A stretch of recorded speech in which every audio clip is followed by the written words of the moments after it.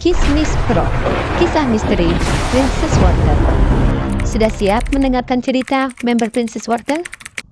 Eits, tapi sebelum mulai, alangkah baiknya untuk subscribe, like, dan aktifkan lonceng agar kalian tidak ketinggalan konten-konten seru dari kami. Halo guys, kembali lagi aku Sandra.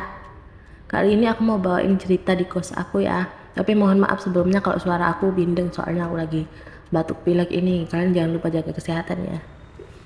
Jadi kita ini kan punya grup chat ini Princess Wortel nih. Kan di sini tuh lagi rutin main truth or dare gitu ya setiap tanggal 25. Jadi waktu itu kebetulan dapat dare.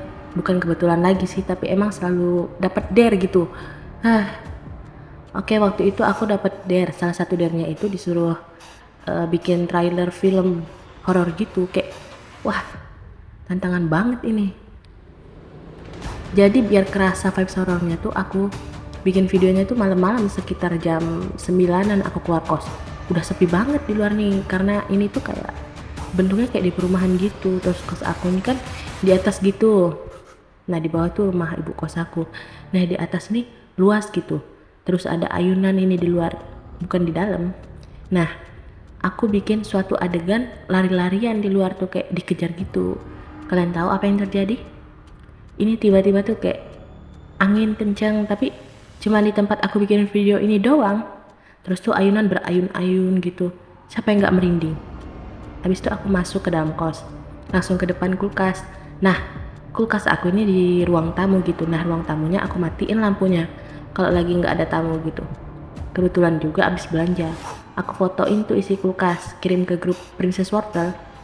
Ya karena aku emang suka kirim-kirim foto kan ke grup. Nah nggak sengaja kamera aku nih kepencet video. Jadi tuh video cuman 4 detikan gitu. Kalian tahu apa yang aku lihat di video itu? Ada kaki di dekat sofa, dan kakinya kayak kaki kuda. Itu pun kayak gantung gitu, kakinya nggak nyentuh lantai. Hah? Aku kaget, langsung buru-buru aku hapus nih video saking takutnya. Kira-kira itu kaki siapa ya guys? Apa mungkin dia datang beneran karena aku bikin dia trailer film horor ini? Maksud aku bikin malam-malam biar horornya kerasa aja, nggak usah datang juga kali. Oke, mungkin itu aja cerita dari aku malam ini. Kita langsung lanjut aja ke member selanjutnya yang ingin bercerita. Silakan. Annyeong Yorobun, welcome back in Kismis Pro, kisah misteri Princess Wortel. Cerita hari ini aku akan menceritakan tentang jin korin diri aku sendiri. Jadi waktu itu aku masih duduk di sekolah dasar kelas 4. Aku pernah mengalami kejadian melihat diri aku sendiri berlarian di sekitar rumah. Awalnya tuh siang hari, aku lagi duduk-duduk santai di bagian belakang rumah. Nah, pada hari itu, anak laki-laki seusia aku tuh lagi pada main layang-layang. Mereka pada main seru-seruan kan? Nah, ada salah satu layangan tuh putus. Biasanya, kalau ada layangan putus gitu, anak-anak kecil pada ngejarin gitu kan? Nah, dari ngejarin itu, adalah beberapa teman-teman aku yang ikut ngejar. Entah kebetulan atau apa, itu layangan jatuhnya tepat di belakang rumah aku, tempat aku duduk tadi. Aku sih santai, tapi mereka yang anak laki-laki kecil-kecil itu, mereka pada ngajarin tuh layangan yang jatuh di belakang rumah aku. Posisi aku itu lagi duduk sendirian, karena ibu sama adik aku tuh pada tidur siang. Nah, di kejadian mereka berkerumun ngejar layangan itu, aku gak sengaja lihat diri aku sendiri ikut ngejar layangan itu. Dia itu bentuknya sama persis sama tubuh aku, yang kecil dan kurus. Terus dia memakai baju yang sama banget sama yang aku pakai saat itu. Kalau nggak salah, bajunya itu merah, pakai rok pendek warna hijau. Nah, pada saat aku melihat itu, di pikiranku, loh, kok ada aku di sana? Tapi aku nggak ambil pusing ya, biasalah kan, kalau anak kecil tuh pikirannya nggak serumat kita sekarang. Kejadian itu tuh sudah berlalu bertahun-tahun sampai aku gede sekarang. Aku udah banyak bercerita sama teman-teman aku. Merata dari mereka bilang kalau yang aku lihat itu jin korin. Dari kejadian itu, aku paham apa yang dimaksud sama jin korin. Alhamdulillah, dari kejadian itu, aku gak pernah ngerasain hal-hal mistis. Cuma sampai di aku lihat diri aku sendiri itu aja. Mungkin di episode kali ini, aku hanya bisa menceritakan itu saja. Terima kasih sudah menonton. Mari kita lanjut ke cerita selanjutnya. Bye-bye ya Rabun. Halo guys, selamat datang di Kismis Bro, kisah misteri Princess Wortel. Bersama aku Melanie. Di sini jadi aku akan menceritakan sedikit kisah misteri yang pernah aku alami waktu kecil.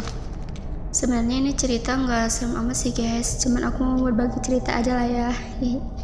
Jadi gini, waktu aku umur sekitar 6 atau 7 tahun, intinya sebelum aku masuk SD. Nah, waktu sore hari ini kan selesai main sore lah ya sama teman-teman sekampung aku. Waktu itu aku selesai main nih, kan langsung aja aku pulang ke rumah. Pas banget udah maghrib. Nah di situ aku langsung mandi.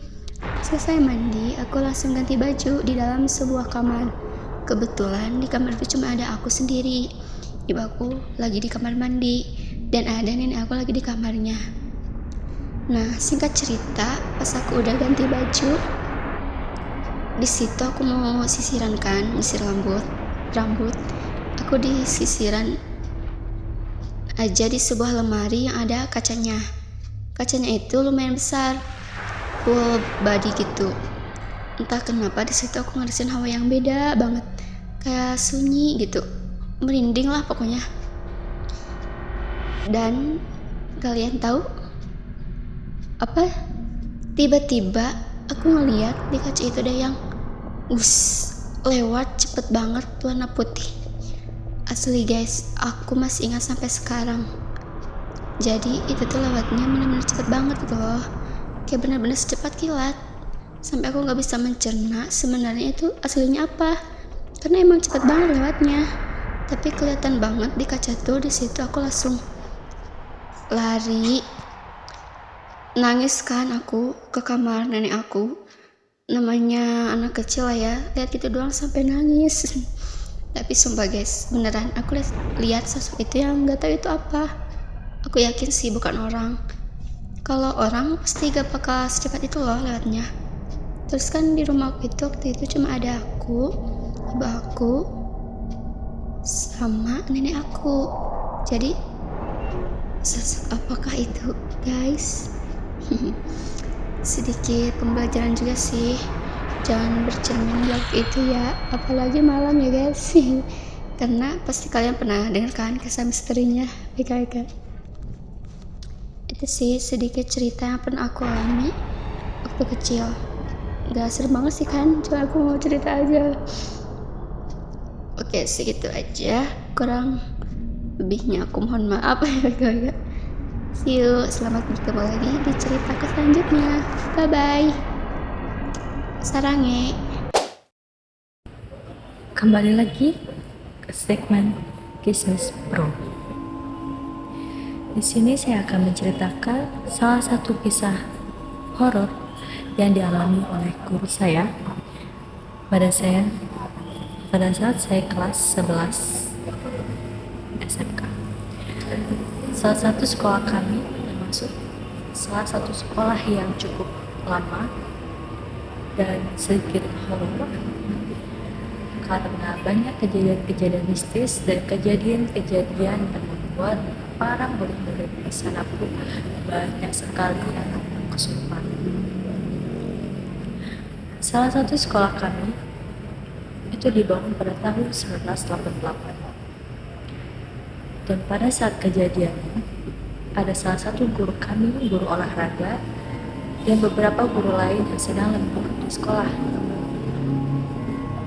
Guru olahraga ini sedang berada di luar ruangan bersama salah satu OB yang menjadi saksi saat kejadiannya. Saat itu,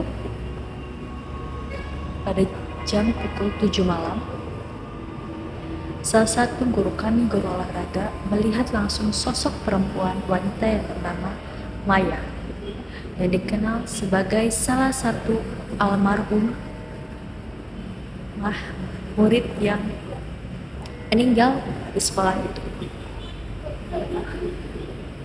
Kejadian ini bukan hanya sekali atau dua kali, tapi pun berkali-kali. Maya meninggal pada saat dia kelas 11 SMK.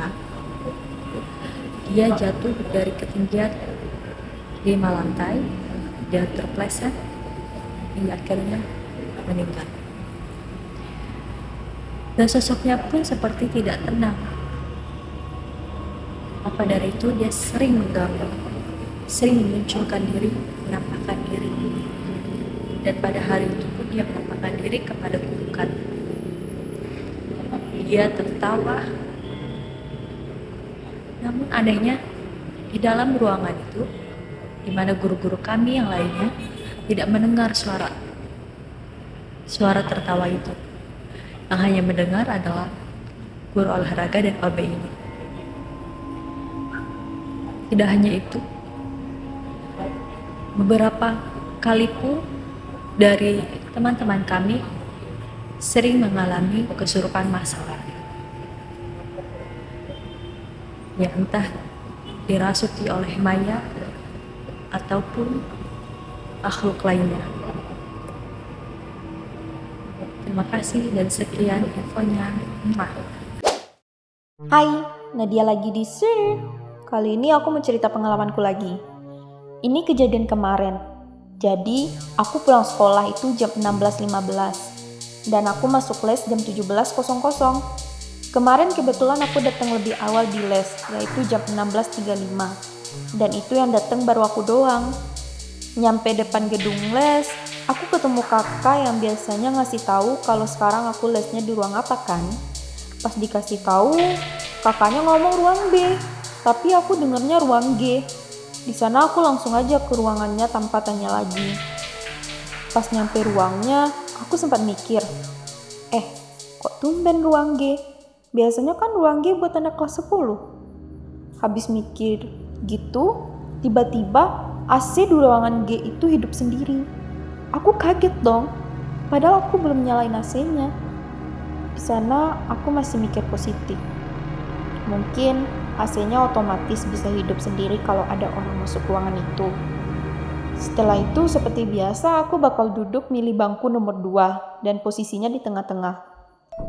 Jelang beberapa menit, aku dikagetin sama pintu yang kebuka. Ternyata ada anak cowok yang masuk. Padahal setauku yang biasanya dateng kan cuma cewek semua. Kali ini tiba-tiba anak cowok seumuran gitu sama aku. Ya udah, aku kira itu anak baru. Aku sempat senyumin dia pun balas senyum. Dia ngelewatin aku, terus duduk paling belakang. Karena bangku-bangku masih pada kosong, ya udah, aku nyaranin buat dia pindah ke depan aja. Soalnya karena baru juga kan. Tapi di sana dia nolak. Dia biasanya duduk di belakang katanya. Di sana aku bingung, soalnya dia bilang biasanya. Padahal selama aku les, aku nggak pernah lihat dia. Di sana aku mikir, mungkin di tempat les dia yang sebelumnya dia biasanya di belakang. Ya udah, aku fokus ke HP lagi aja nih. Soalnya juga lagi ngerjain soal-soal yang dikasih sama guru kan. Sehabis itu, tiba-tiba kakak yang ngasih tahu ruangan tadi masuk juga. Dia bilang, Nat, kenapa di sini? Kan kata kakak ruang B. Ruangan ini kan masih diperbaiki lantainya. Pas aku lihat ke lantai, ternyata bener. Lantainya masih belum dipakein keramik. Tiba-tiba aku langsung kepikiran sama cowok tadi. Aku bilang ke kakaknya, terus dia kenapa ke ruangan ini juga kak? Sambil nunjuk ke belakang, tapi gak nengok. Kakaknya langsung bilang, dia siapa Nat? Pas aku nengok, ternyata dia gak ada. Aku mau ceritain pengalaman horor aku. Jadi waktu itu aku, mama bapakku, kakakku, adekku Kita dari sore jam 6-an duduk di belakang rumah, karena di belakang rumah itu emang ada kursi tempat buat dudukan gitu guys. Di belakang rumahku ini hutan guys, tapi yang nggak hutan banget juga. Dari belakang rumahku kelihatan rumah kepala desa di situ, dan selalu rame biasanya di rumah kepala desa itu. Pas udah malam jam 8-an, sama bapakku sama adekku nih naik ke atas rumah. Jadi tinggal aku berdua sama kakakku yang masih di bawah. Gak lama beberapa saat, kakakku dipanggil sebentar ke atas rumah. Jadi aku cuma sendirian di bawah situ. Dan kebetulan rumah kepala desaku ini lagi sepi gelap, gak ada orang. Jadi suasananya sepi banget di belakang itu.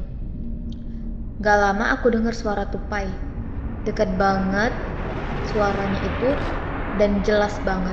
Cuman aku bodo amat gitu ya, karena aku pikir ya kayak biasa aja gitu. Gak lama kakakku ini turun ke bawah, terus ajakin aku beres-beres barang yang kita bawa ke bawah, terus naik ke atas. Aku tanya dong, kenapa? Terus kakakku bilang, nanti aku ceritain kalau udah di atas. Nah, aku nih dalam hati bertanya-tanya, kenapa sih? Pas udah naik ke atas rumah, tiba-tiba mamaku bilang begini, kamu gak dengar kah itu suara tupai besar begitu? Aku bilang, dengar. Emang kenapa? Bapakku nyaut nih, bilang, gak ada tupai bunyi malam-malam. Kalau dia bunyi malam-malam, berarti ada barang gak bagus dilihat. Barang gak bagus yang dimaksud ini dalam artian lain, makhluk halus ya guys. Terus mamaku nyambung lagi bilang, untung bapakmu pas lagi masak nih, jadi dengar. Kalau enggak, gak tahu sudah kamu kayak apa di bawah itu. Mungkin kamu udah lihat wujudnya. Sumpah. Di situ aku langsung parno banget guys, rasanya kayak keringat dingin, mau nangis, sama deg-degan itu asli kerasa banget. Sampai aku sempat trauma dengar suara tupai. For your information, kebetulan waktu itu ada yang meninggal gantung diri di sana. Jadi, menurut kalian, apakah itu yang barang bagus nggak dimaksud orang yang gantung diri itu, atau siapa guys? Oke, sekian cerita dari aku. Terima kasih sudah meluangkan waktunya untuk mendengarkan Kesnis Pro ini. Ditunggu episode selanjutnya guys. Bye-bye.